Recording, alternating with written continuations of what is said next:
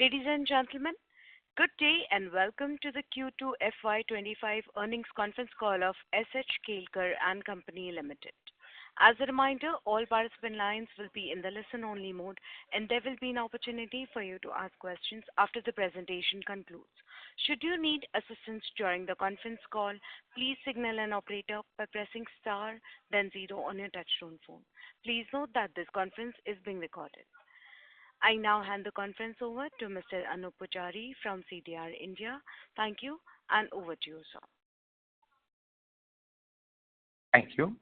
Good morning, everyone, and thank you for joining us on SH Kelkar and Company Limited's Q2 and H1 FY 2025 earnings conference call. We have with us Mr. Kedar Vaze, Full-Time Director and Group CEO, and Mr. Rohit Saraogi, EVP and Group CFO of the company. We'll begin the call with opening remarks from the management, following which we'll have the forum open for a question and answer session.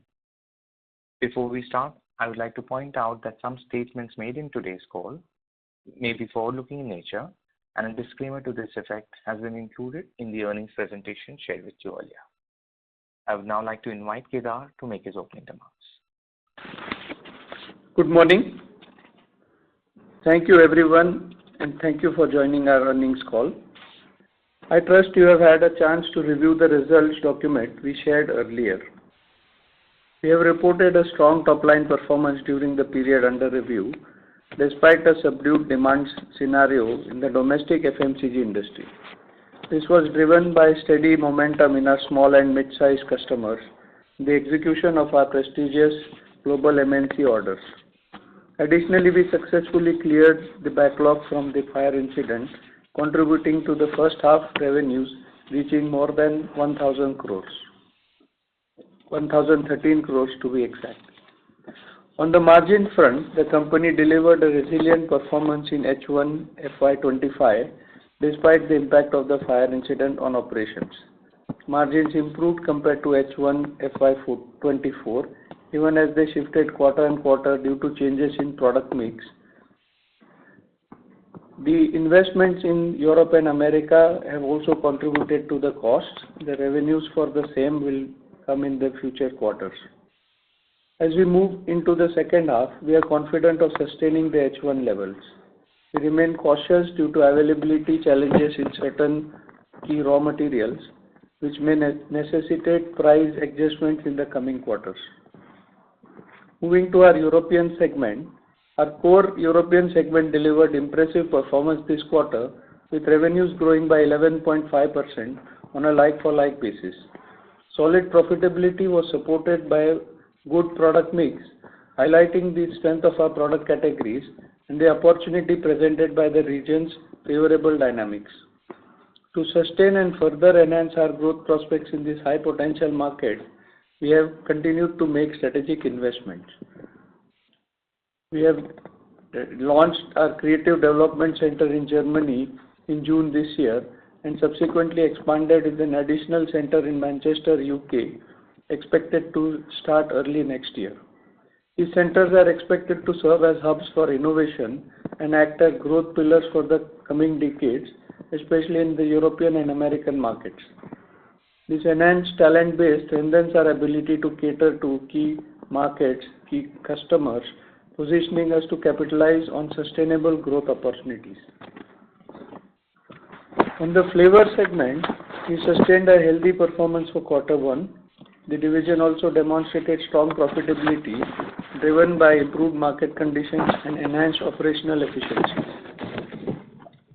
Our global ingredient segment has continued its turnaround in quarter two by further improving profitability. This progress is a result of structural initiatives implemented in the past, combined with ongoing focus on optimizing operations and enhancing efficiency. Looking ahead, the global environment appears favorable, providing opportunities to build on this momentum and drive further growth in this segment. On our global MNC account, we are pleased to report that execution of orders is secured for FY25 and is well underway. This continues to gain momentum. These orders, spanning multiple products across several categories, are driving significant growth in this account. Our teams, including R&D, perfumers, marketing, are actively collaborating on new business, further strengthening our confidence in the potential to expand this partnership in the coming years. This has positioned us to expand our presence in markets including India and international markets and drive sustainable growth. To conclude, while domestic demand the large customers remains soft, we are encouraged by strong momentum across our small, mid-sized customers and new accounts. Having delivered a healthy performance in H1, we anticipate an even better H2, supported by strategic initiatives and favorable market outlook for our products. On that note, I would request the moderator to open the forum for any questions or suggestions you may have. Thank you very much, sir. We will now begin with the question and answer session. Anyone who wishes to ask questions may press star and one on their touchtone phone. If you wish to withdraw yourself from the question queue, you may press star and two. Participants are requested to use only handsets while asking a question. Ladies and gentlemen, we will wait for a moment while the question queue assembles.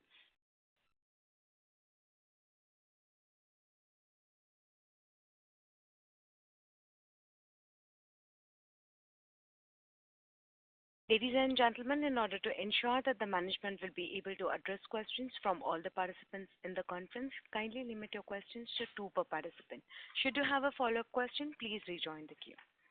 Thank you. We'll take the first question from the line of Bharat from Fair Value Capital. Please go ahead. Hi, sir. Thanks for the opportunity and congrats for a good stream of revenue growth which we have been able to witness during the quarter.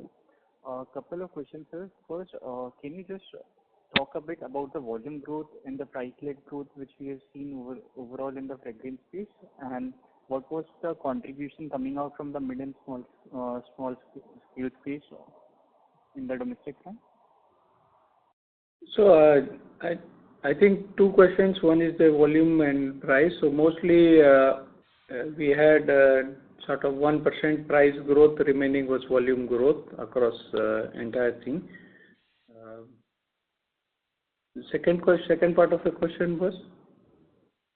Sir, the contribution which is coming from the mid and small scale customers in the domestic space? Contribution. It's contribution. Yeah. Good night. So there has been a shift in, so when we talk about the business, there has been a big contribution from the global accounts. The remaining mid and small have contributed roughly 40% of the growth. 40% of the growth has come from the large account, which is a global account, and 20% has come from the mid-size and large corporate accounts.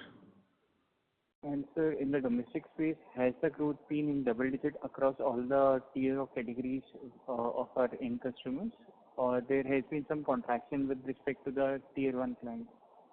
No, so the tier 1 clients have shown slow growth. The global accounts have grown fast on a small base, and we have seen good traction in mid and small clients. Sir, my second question pertains to the RM side. So, can you just talk a bit with respect to the price change of our key raw materials, and is there any signs of a increase and the availability issues which you talked in the opening remarks? So, can you just brief us about the outlook with respect to the gross margin side for the second half? So we are cautious. I would say that our gross margin expectation is still around the 44-45% that we have reported for the first half. However, there are some raw materials where acute shortages are expected in the fourth quarter or first quarter of next year. As of now, we are adequately covered with the stocks in hand. But given the strong growth momentum we are seeing, we may have certain raw material pricing or raw material availability issues in the last quarter. I think we are well covered in terms of inventories at the moment, but there is a sort of storm on the horizon, and we are just highlighting that this may hit the industry at some point in the first half of next year. Right. In addition, I would like to say that there is expectation of a lot of changes in the global economic order after the administration in the United States takes charge in January. So we will wait and see the impact of that for us in terms of our business.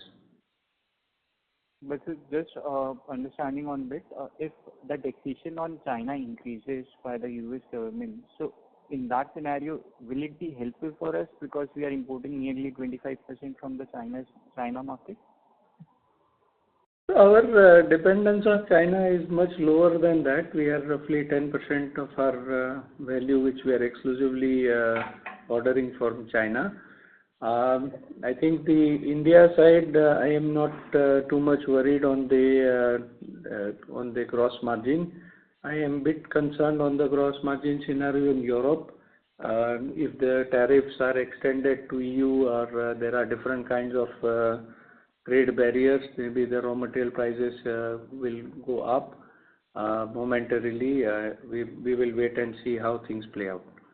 On the other side, there is opportunity for an ingredients division to further boost our exports, given the nature of tariffs that are expected. Sure, sir. That's it from my side, sir. I will join in the question queue. Thank you. Thank you. The next question is from the line of Abhijit Akella from Kotak Securities. Please go ahead.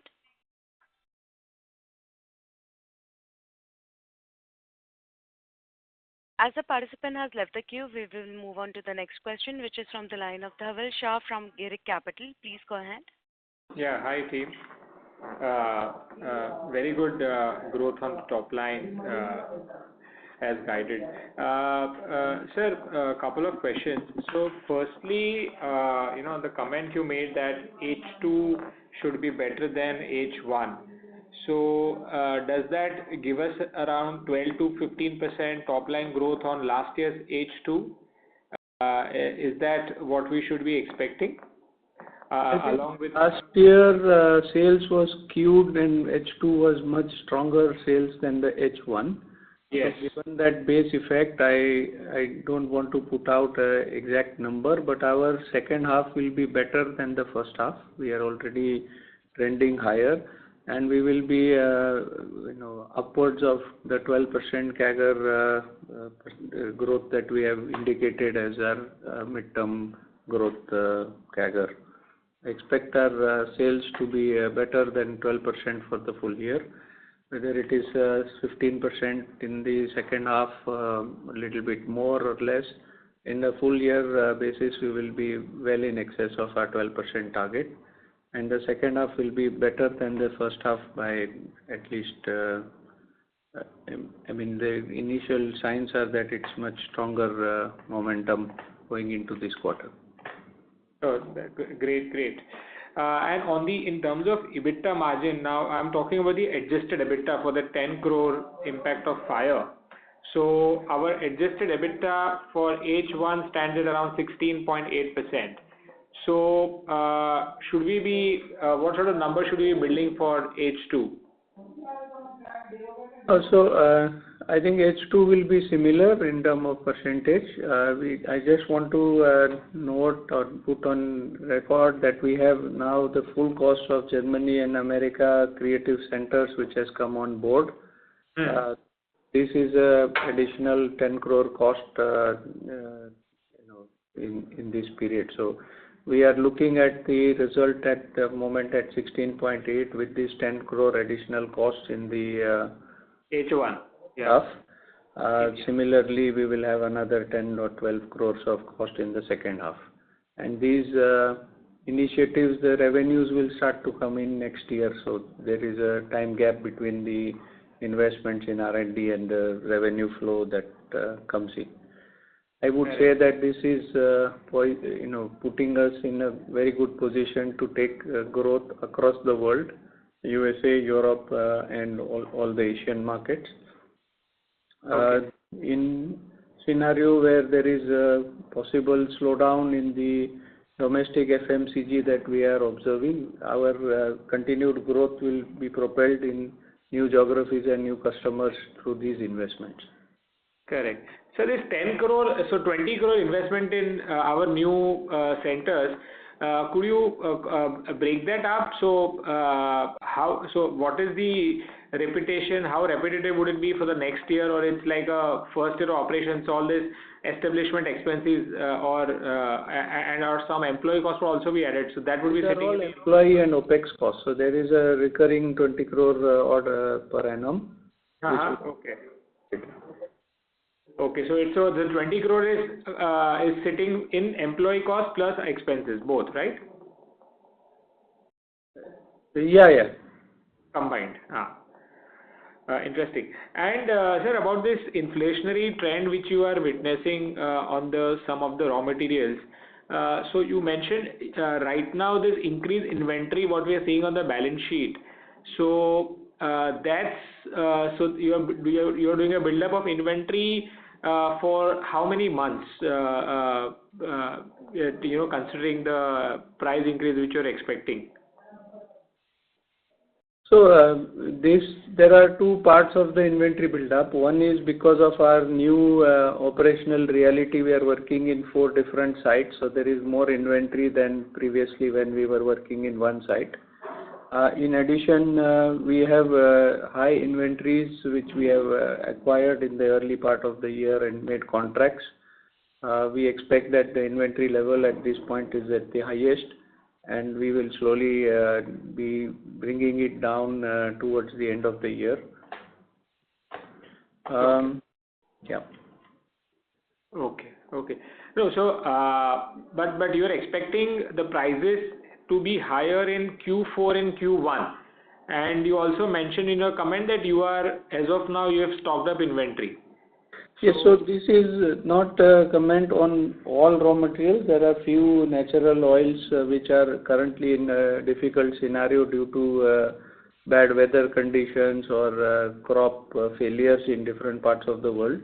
So specifically products like orange oil, patchouli oil, vetiver oil, these are the key components which is roughly, I would say, 15% of our purchase basket. These are under threat in terms of availability and pricing as of today. Okay, so now, would you also be pitching it to the customer because that since there is an inflation what we are watching, then you would be adjusting this inflation in your selling price? We will start the dialogue with our customers. We are hopeful that by February or March, some of these prices may come down. Depending on how is the trend, we will negotiate and discuss with our customers and have the pass on to the customers. Got it. Okay, great, sir. Good luck, and I'll come back and pick you. Thanks. Thank you. The next question is from the line of Madhav Marda from FIL. Please go ahead. Hi, good morning. Thank you so much for your time. The first question I had was, in the initial commentary, you said that in the EU market, we are seeing some favorable regional dynamics for which you are making this OPEX investment. Could you help us understand a bit more in terms of color, like what is happening on the ground there? Is it sort of some suppliers going out of the market, or what are these favorable dynamics which are helping us? So strangely, not having a very strong economic growth is favorable for us because we are not the incumbent, we are the challengers. So when the markets are looking for value proposition or more private labels or different offerings, it helps us to continue our growth. Okay. So there's like a trade down which is happening there. So basically, people are okay. So there is a trade down. There is also an effect of consolidation. So the market is over consolidated. There are not many mid-sized players. That has helped us to occupy this space, which was sort of earlier companies were there, but they have been now acquired by the bigger companies. So there is a vacuum created in the mid-sized companies in Europe. Got it. Got it. That's quite clear. And then when you said that, sir, you said that H2 will be better than H1. Is that a seasonal thing, or is that are we just seeing better momentum in our portfolio from some of the reasons which you flagged in the earlier commentary? Is that how should we look at that? So H2 normally is stronger than H1. This is a normal seasonality or trend. Every quarter four or quarter three, quarter four is always higher than the first 2 quarters of the year. We don't see it any different this year. I think there is, while the market as a whole in some parts in India and others is growing at a smaller percentage growth, I think some of the supply scenario, despite the incident we have been able to maintain good supply, and this has enabled us to continue to grow and actually gain some market share in some of the other small and mid-sized segments. Okay. Got it. Understood. And so just the other question was on the margin side. I think, we are at 16.8% in first half, despite us, having spent this extra 10 crores on creative centers. So clearly we're trying to, we could have maybe had high teens margins if we're trying to invest for future growth. But at the same time, I think we do have this view that in a few years we can reach the 20% EBITDA margin range. So is that something which can still happen on in a 2-3 year view, as maybe some of these costs which you're spending right now, revenues start coming in, so we can move closer to those margins? Is that something which is still on the horizon? Yes, so I think what we are looking at is a sustainable or the baseline EBITDA, and then what are we investing for growth. So for European market, for example, with the Germany and Manchester expected to come in early next year, we would have done a full investment on the development, so we will not have any development center increase or growth in the future. So we are now sort of fully invested in the creation development centers in Europe after this set of investments. We are starting American journey with the small investment. We'll have to ramp up there as business grows. We will ramp up some investments in the US. But European business, which is roughly 45 million, 50 million this year, with the Germany development center, we would be kind of at a full strength, and then we don't need to, so there will be no step up and step jump investments. Then we are looking at investment as we grow, few people, more account managers, things like this, maybe some investments in the production facilities as we are reaching the limit of our current facilities. But there, right now we have taken big jumps in the investment quantum. So roughly 25 to 30 crores annualized basis extra investment we have done this year. So that kind of big jumps will not be there in the near future. Because that's a very large number, right? Because let's say our first half we did about 1,010 crore revenue, and we invested about 10-15 crore extra, which means almost 100-150 basis points of margin.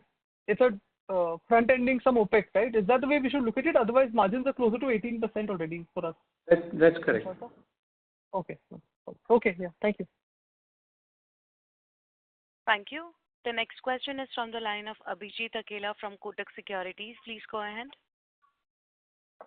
Hi, am I audible? Yes, sir. Please proceed. Yeah. Good morning. Thank you so much for taking my questions.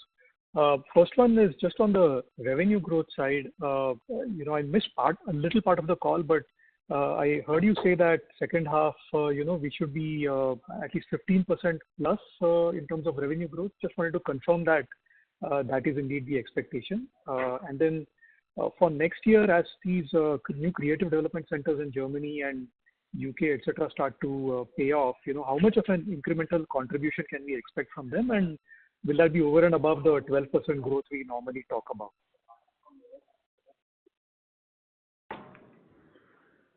Yeah, so the development centers in Germany and Manchester will not really create much direct revenue in this year. They are started now. We are already seeing benefits of having the centers in terms of quick turnaround on certain projects which we are already making and so on and so forth. So there is benefit, but if you say specific large clients or new geography revenue, it will take at least another 6 to 8 months before any meaningful revenues will start to come in. On the revenue guidance, like we said, second half is expected to be better than the first half. I would expect to reach around 2100 or something like this number for 14% or odd for the full year. This is subject that no major changes happen between now and the end of the year. Understood. Thank you. And with regard to the capex progress and the insurance receipts, the insurance claim, we've done 47 crores of capex in the first half as per the cash flow statement. What's the full year number we should look at? Does that include the Vanavate growth as well as the Vashivali rebuild? And how do we see debt sort of trending as we reach closer to year end or maybe even next year?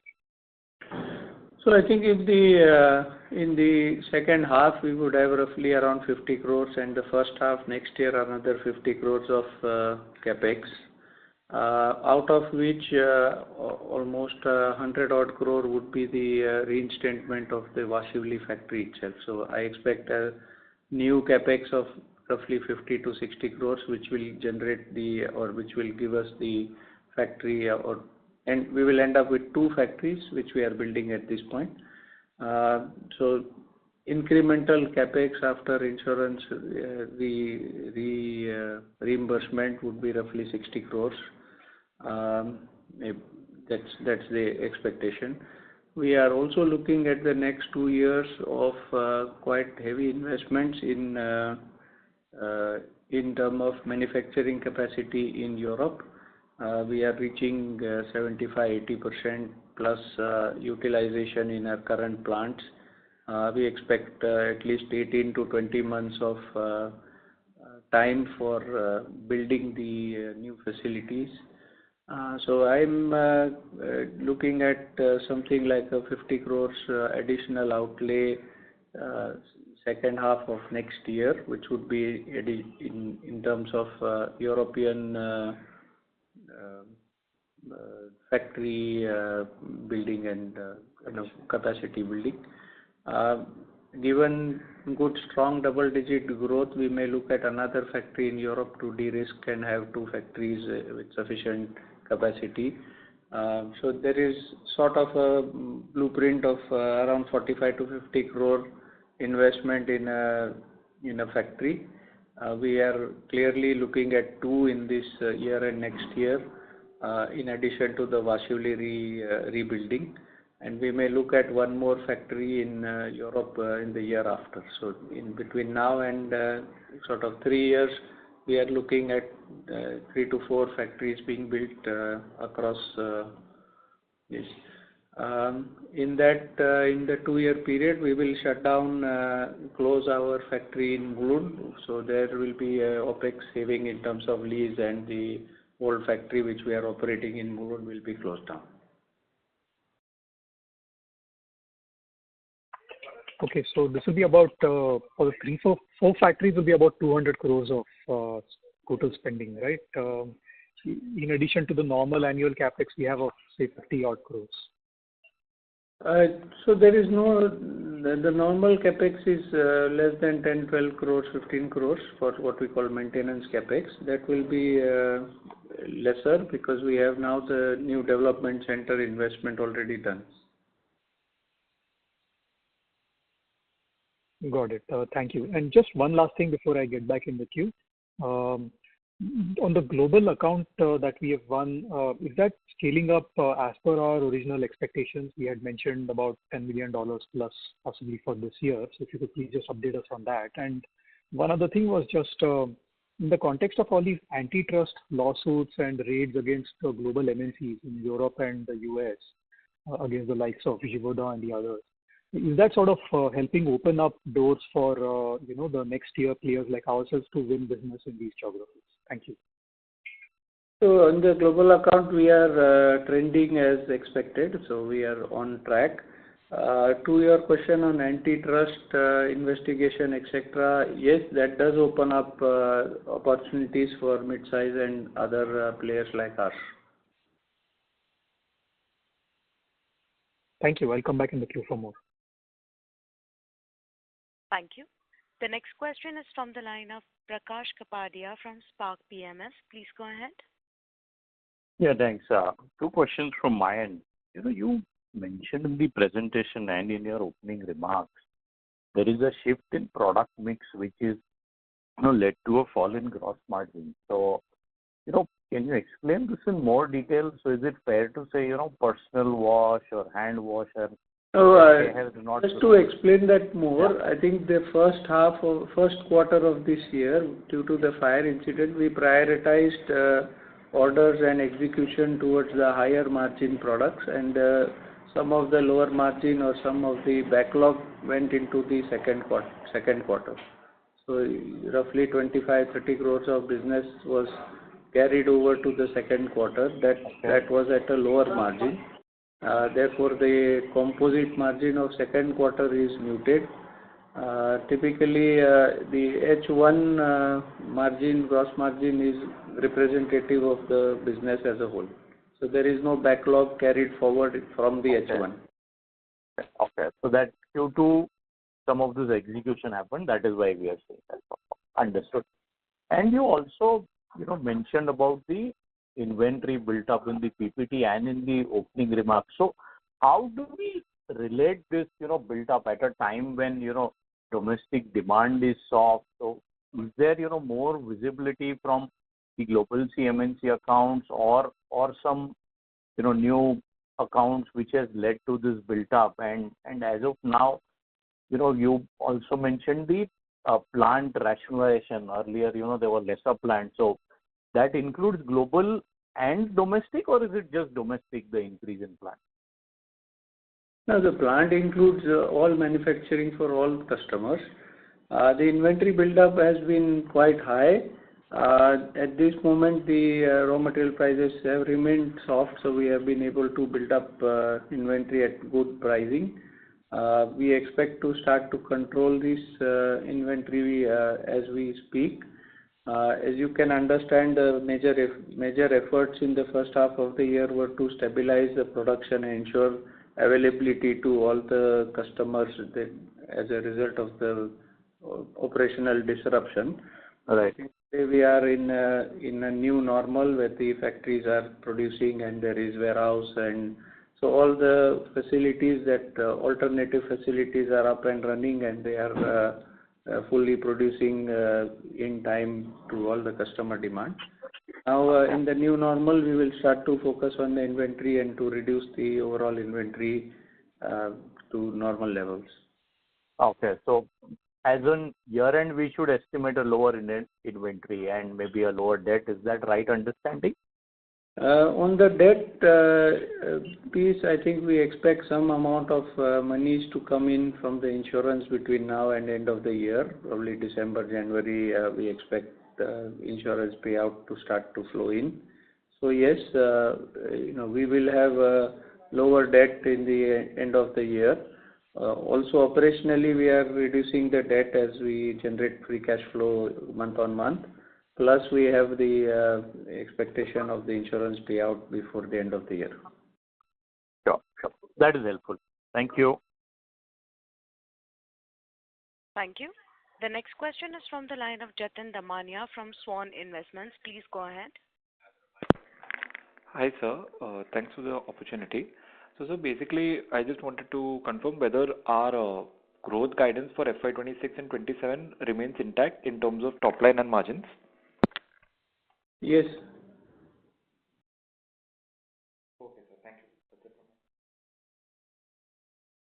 That's it Mr. from Damania, you are not audible, sir. Yes, sir. That's it from my side. Thank you. Thank you. The next question is from the line of Rushabh Shah from Bugle Rock PMS. Please go ahead. Yeah, thank you for the opportunity. Some questions from my side. So, sir, how is your team divided between perfumers and flavorists? How many you have? Because these are the most I'm important sorry, people. sir. Mr. Shah, your audio is not clear. May I request you to use your handset, please? Yeah, is it clear now? Yes, much better. Thank you. Yeah. Sir, how is our team divided between perfumers and florists, and how many these perfumers and florists you have? Because these are the most important people we have in our business. And how many have you added these perfumers and florists in the past 5 years? So we are one of the few companies that trains the perfumer and flavorist in-house. We take roughly 3 to 4 people as trainees every year, and we continue to train them, kind of build in-house perfumers. We have more than 20 perfumers and adequate flavorists for the business. In terms of fragrance and flavors, we are sort of 75% fragrance and 10% flavor. So in that ratio, adequate perfumers and flavorists are in with us. And sir, how are these ratios compared to the Geodans and IFS of the world? They are very similar. So the Givaudan IFFs of the world would have 120, 130 perfumers worldwide. We have around 20, so it's comparable. So as you said that we are adding and we are training these perfumers. So from where do you pick up these perfumers and flavorists, sir? Where do we take up? Yeah, We have we hire people in our company from various institutions, and we chemists or science graduates, and we have also in our VGVZ college a course called Postgraduate Diploma in Perfumery and Cosmetic Management. This course also has around 24 students every year. So this is a input for us, and we take 7-8 trainees from this every year. Okay. So my next question is, so the key moat of our business, of our industry, sorry, is the stickiness of the customer. So has there been any instances in the past that the FMCG player has changed their supplier? If yes, then what could be the reason? So the change of supplier is quite low in our industry. It does happen, but it's quite low. I cannot give you any specific instances on the top of my mind, but the instances are quite low. Okay. So has SH Kelkar been changed to, like, if there was supplier A to some big customer, and has SH Kelkar taken the place of that supplier? Has that been in the past? Has it happened? No, so it does happen, but it's not our main growth strategy. Is not replacing somebody else. Our growth strategy is to take business from new products and new geographies. When we are particularly in the new markets, we are replacing or we are taking part of the market share from some of the existing companies. It does happen, but it's quite low. Okay. So my last question is, then I'll get back in the queue. Sorry to interrupt, sir. I would request you to Sure. Okay. join the queue. Thank you so much. We'll take the next question from the line of Viraj Mehta from Enigma. Please go ahead. My questions have been answered. Thank you. Thank you. Thank you. The next question is from the line of Vignesh Iyer from Sequent Investments. Please go ahead.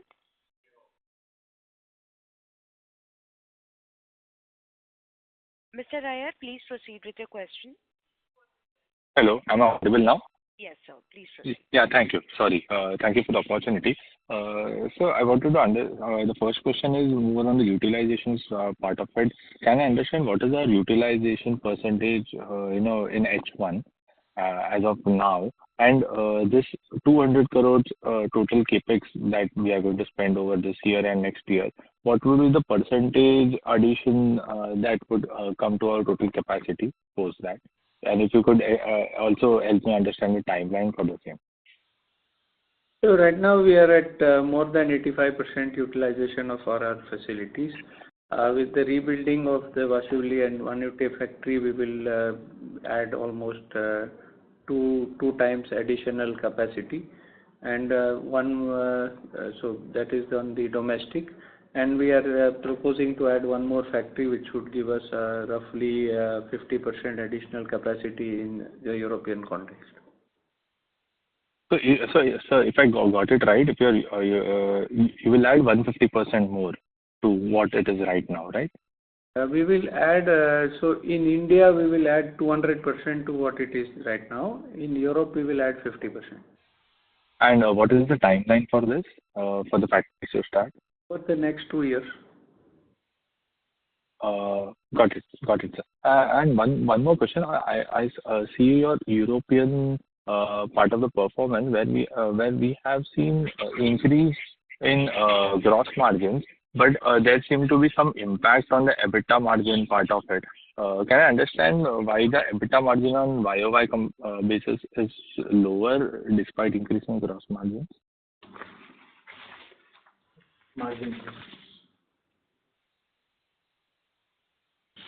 Yeah. So basically there is no specific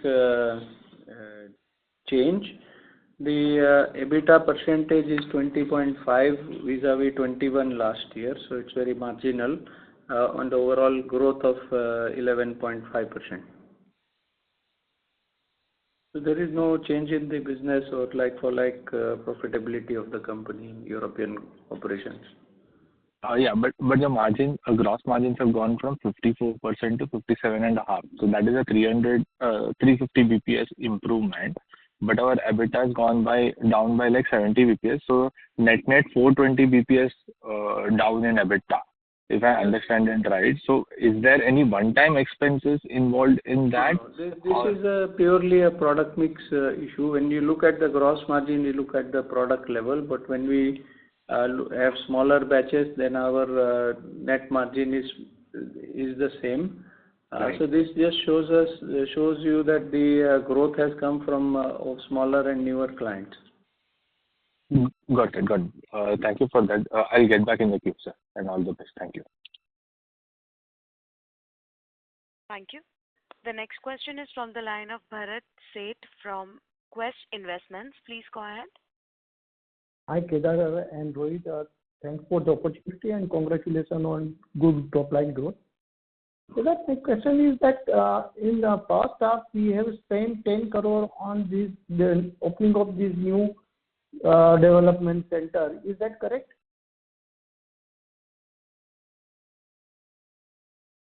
Hello? I'm sorry, sir. The management's line has been disconnected. Okay. Please stay connected while I reconnect. Thank you.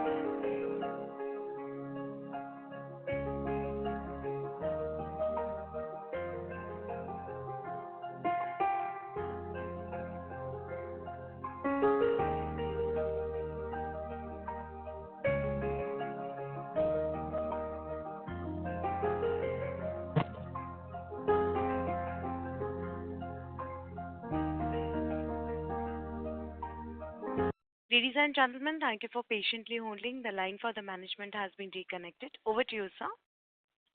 Hello? Yeah, Bharat bhai, please ask your question. Yeah.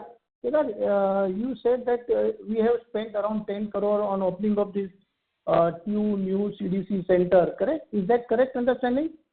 Yes, So, and in addition to that, also we have incurred a 10 crore on because of this fire incident.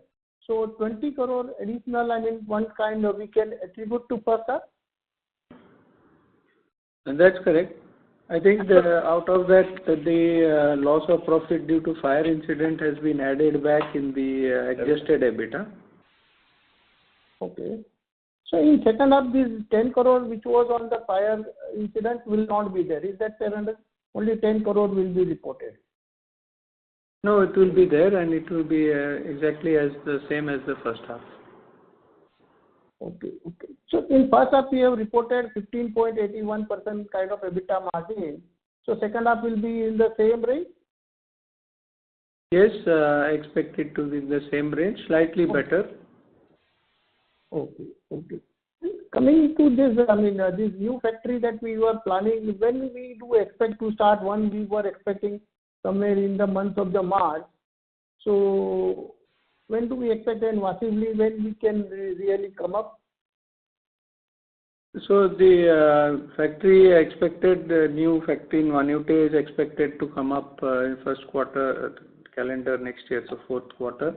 Vashivali, which is the rebuild of the factory, will still take another 9 to 10 months before it is rebuilt.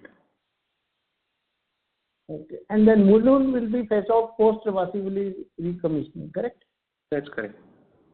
And with this, I mean, as you were earlier alluding that overall inventory will also come down with, I mean, these two new factories starting, I mean, working on the more than one single piece which are so far to a kind of efficiency. So how much inventory, say, end of the FY26 really can come down?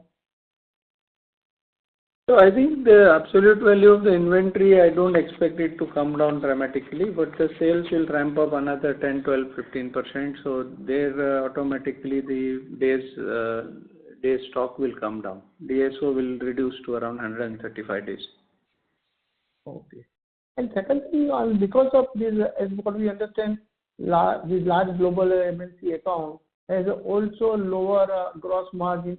So is it possible to understand what kind of an impact that they have in first, I mean, this quarter particularly?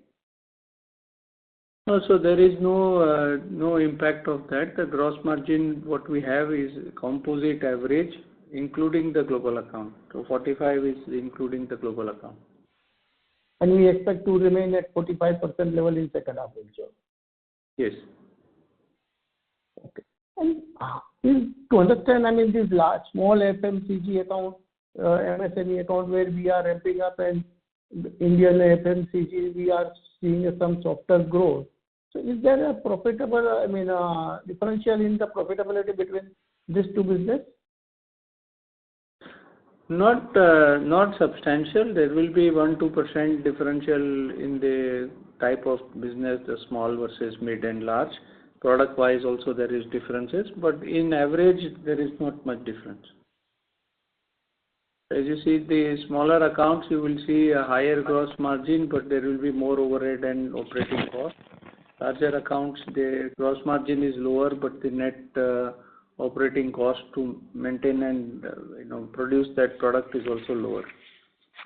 Okay. And sir, if you can give some little more color insurance claim, the kind of a conversation we are with the insurer.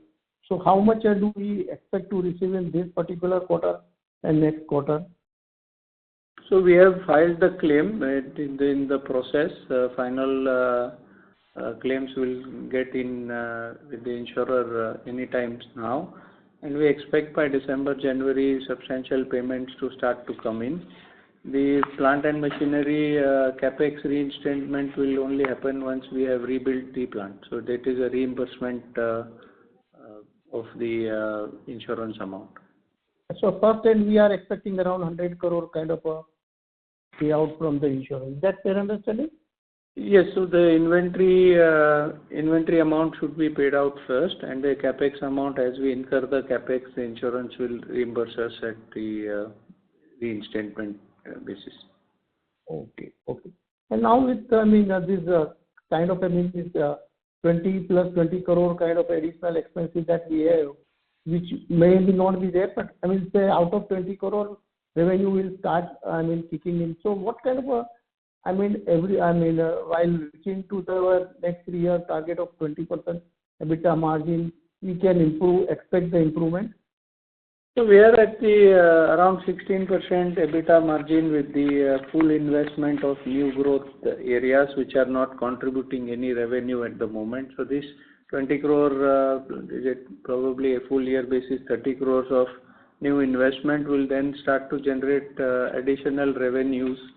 That will take 1 or 2 years time. So effectively, we are today at the 18.5% EBITDA minus the additional investment of 2% or which we are putting for new growth markets.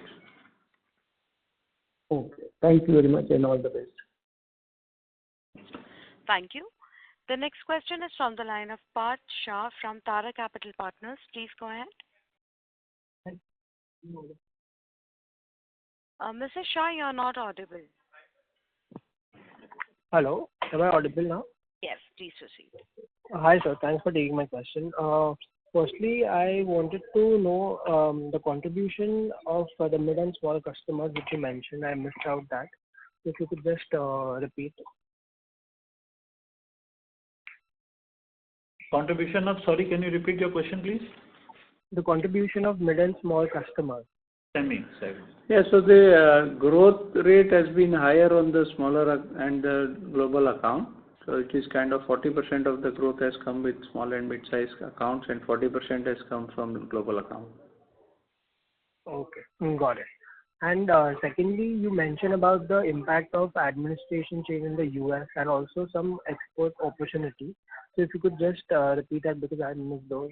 Sorry for the inconvenience. I have not sent anything further. We are just need to wait for the actual data and actual what the new administration does undertake, tariffs, how they are implemented, on what product, which country, and so on and so forth. But I see there an opportunity for India as a whole to take some business away from the Chinese suppliers in the kind of overall global supply chain. So that's an opportunity which we are weighing as an additional area for growth. Okay, got it. Thank you. That's it from my side. Thank you. Ladies and gentlemen, we will take that as the last question for today. I would now like to hand the conference over to the management for closing comments. Over to you, sir. Thank you. I hope we have been able to answer your questions satisfactorily. Should you need any further clarifications or would like to know more about the company, please feel free to contact our team or CDR India. Thank you once again for taking the time to join us on this call. Thank you, members of the management. On behalf of SH Kelkar and Company Limited, that concludes this conference. We thank you for joining us and you may now disconnect your lines. Thank you.